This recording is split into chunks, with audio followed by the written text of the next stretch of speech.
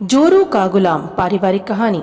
सपना एक बहुत ही टैलेंटेड लड़की है जिसने अपना सब कुछ छोड़कर अपनी मर्जी से नवीन के साथ शादी की। नवीन की लव मैरिज थी। इस वजह से सपना की सास ने कभी भी उसे पसंद नहीं किया और हर वक्त उसे नीचा दिखाने का काम किया करती थी।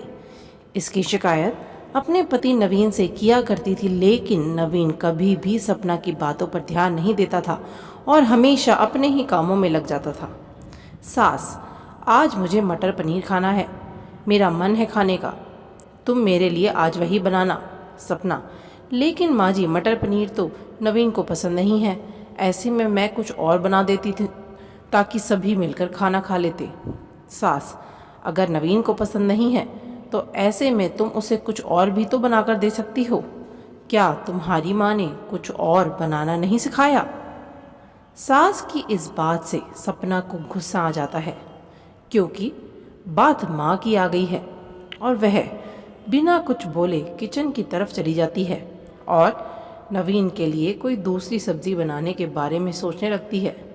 लेकिन उसका बुझा हुआ चेहरा नवीन को नज़र आ जाता है और वह उससे कारण जानना चाहता है, लेकिन सपना ने उसे कुछ भी बताने से मना कर दिया।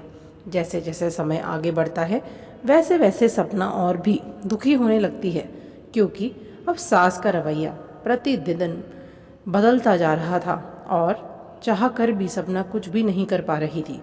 एक दिन सपना के घर उसकी मौसी मिलने आती है, जिन्हें देखकर सपना फूले नहीं समाती और दौड़कर मौसी के गले लग जाती है। बड़े ही प्यार से अपनी मौसी को बिठाती है और अंदर पानी लेने जाती है। उसी समय वह आकर देखती है कि सास मौसी के पास आकर बैठी हुई है और उनसे बातें कर रही है।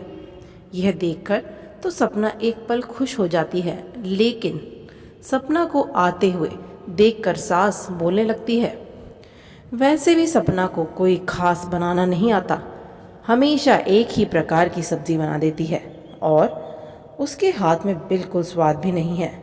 मौसी, यह आप क्या कह रही हैं बहन जी? शादी के पहले तो वह तरह तरह के पकवान बनाकर हमारे घर में भेजा करती थी और सपना के मौसा जी को उसके बनाया हुआ पकवान बहुत ही अच्छे लगते हैं। सास मुंह बनाते हुए, न जाने आप कौन से समय की बात कर रही हैं। अब तो सपना को जो कुछ भी आता है उसे हमने ही सिखाया है और वह भी सही तरीके से नहीं बना पाती। उसी समय नवीन वहाँ पर पहुँच जाता है और सबके साथ बैठ जाता है। सास, देखिए, आप नवीन से ही पूछ लीजिए कि आखिर सपना ने खाना अच्छा बनाया है या नहीं।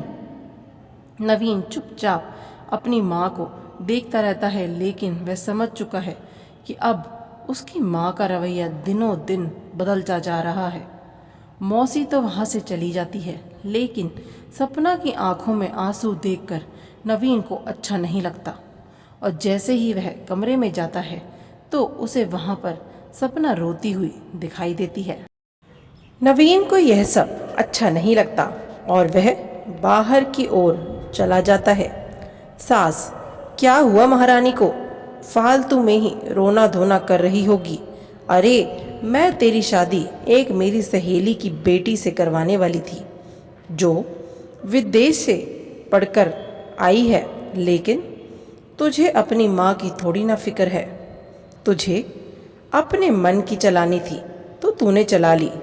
महारानी ने खाना तक नहीं बनाया है, अब मुझे जाकर कुछ बनाना होगा। चिल्लाते हुए सपना ने जैसे तैसे खुद को संभाला और चुपचाप किचन की ओर चली गई। सास ने जब देखा कि सपना किचन में आ गई है तब उन्होंने भी किचन से जाना ही बेहतर समझा और सपना अपने कामों में लग गई। आज रात को सपना सो नहीं पाई क्योंकि उसे मौसी के सामने हुई बेइज्जती बार बार याद आ रही थी और वह चाह कर भी कुछ न कर पाई क्योंकि आज वो खुद को बहुत ही अकेला महसूस कर रही थी। इस बात को कुछ दिन बीत जाते हैं। सपना अब धीरे धीरे उन बातों को भूलने लगी थी और तभी पड़ोस में रहने वाली रीमा आंटी की बहू शालू वहां आ जाती है, जो सपना की सहेली है, और वह सपना को अपने साथ शहर में लगे हुए प्रदर्शनी में जाने के लिए कहती है, लेकिन सपना की सास उसे जाने से मना कर देती है और घर में मेहमान आने का बहाना बना देती है। हालांकि शालू सब कुछ समझ जाती है और वह चुपचाप वहां से चली जाती है, क्योंकि उसे अब बीच में बोलना सही नहीं लगता। सपना मन ही मन, क्या शादी होने के बाद लड़कियों की इच्छाएं कोई मायने नहीं रखती? क्या हम अपने पसंद से कहीं घूमने भी नहीं जा सकते? सपना इन ख्यालों में डूबी हुई रोती है कि अचानक उसके सामने सास तैयार होकर आ जाती है और कहती है कि तुम अपने लिए खाना बना लेना, मैं अपनी सहेली के साथ शॉपिंग के लिए जा रही हूँ, क्योंकि उसे कुछ साड़ियाँ अपनी बहू को लेकर देनी हैं। उसने कहा था कि हम खाना बाहर ही खाएंगे, और हाँ, मेरी बुराई तुम मेरे बेटे से मत करना। सपना, यह आप क्या कह रही हैं माँ जी? मैं भला ऐसा क्यों करूँगी? आपको जहाँ भी जाना है आप जा सकते हैं, मुझे कोई दिक्कत नहीं है। सास, अच्छा तो तुम अब मुझे परमिशन दोगी? तुमसे तो मैं आकर ही बात करूँगी। और इतना कहकर वह वहाँ से चली जाती है। सपना तो कुछ समझ ही नहीं पाती कि आखिर वह अपने सास के लिए क्या करे कि वह हमसे खुश रहे। साथ ही साथ उसे अपने पति से भी शिकायत थी कि जब भी उसे पति की ज़रूरत होती है वह कभी भी उसका साथ नहीं देता और हमेशा चुपचाप जाता है। इसी प्रकार सपना अपने कामों में डूबी रहती। एक दिन जब सपना घर में झाड़ू पोछा लगा रही होती है कि अचानक उसका पैर फिसल जाता है और वह वहीं धड़ाम से गिर पड़ी।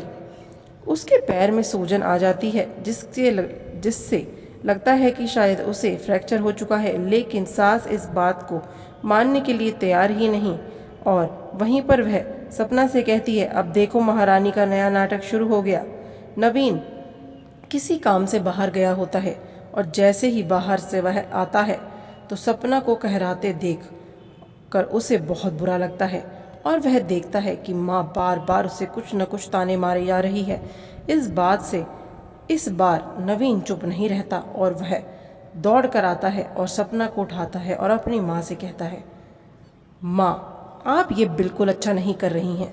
माना आप सपना को पसंद नहीं करती, इसका मतलब यह तो नहीं कि आप उसके दुख में दर्द में उसका साथ नहीं देंगी। लव मैरिज उसने ही नहीं बल्कि मैंने भी की है। अगर आप उसका साथ नहीं देंगी तो और कौन देगा?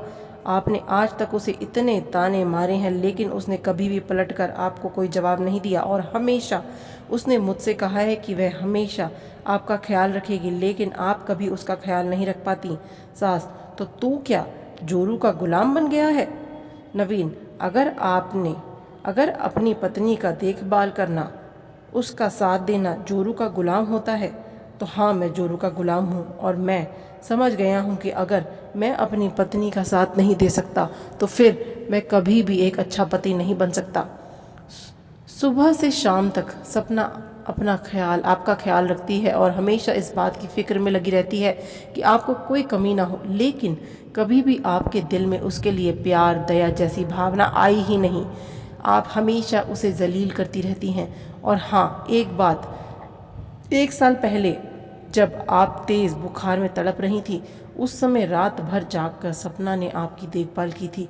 मैंने नहीं, और उसने ही डॉक्टर को बुलाया था, लेकिन आपको हमेशा ऐसा लगा कि उसने नहीं बल्कि मैंने आपकी सेवा की थी। दरअसल मुझे सपना ने बताने से मना किया था। इस बात से सास को बहुत आश्चर्य हुआ। सास, तुम्हारी बातें अब मुझे समझ में आ रही हैं और मैंने जो कुछ भी किया है उसके लिए मुझे बहुत दुख है। सपना ने आज तक मेरी सेवा की, लेकिन मैंने कभी उसके संपूर्ण भाव को नहीं समझा।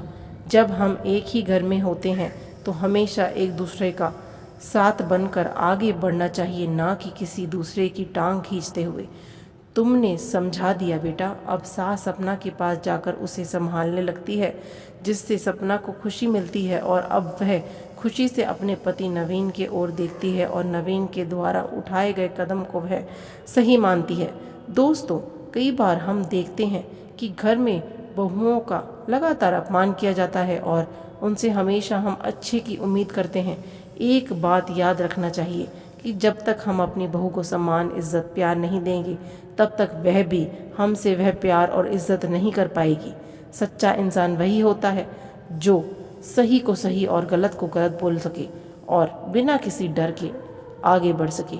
आशा करती हूँ आपको ये पारिवारिक कहानी अच्छी लगी होगी। अगर चैनल पे आप नए हैं तो अवश्य सब्सक्राइब करिएगा। धन्यवाद।